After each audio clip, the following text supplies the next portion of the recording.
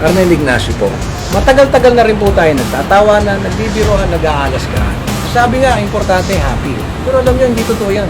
Hindi tayo pwede maging happy kung hindi tayo maayos. Tingnan nyo yung paligid. Tingnan nyo yung mga nangyayari. Yolanda Fund, bilyon-bilyon, nasaan?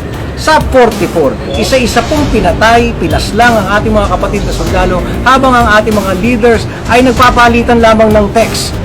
Mga foreigners, pinugutan ng ulo, hindi natin nasalba. Hindi ito biro, hindi nakakatawa, nakakagalit. Nakakasuka na ang paulit-ulit na paliwanag na walang kakwenta-kwenta. May dumating taga-Bukid, probinsyano, dalawa tatando ang damit.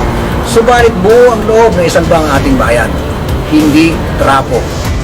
Kaya siya po ay napamahal sa akin at napamahal sa inyong lahat. Ito pong Mayo 9, huwag po tayong papayag na gawan ng mali ang eleksyon.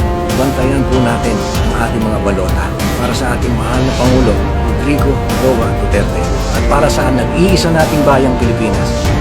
Mga kababayan, huling parahan na natin to.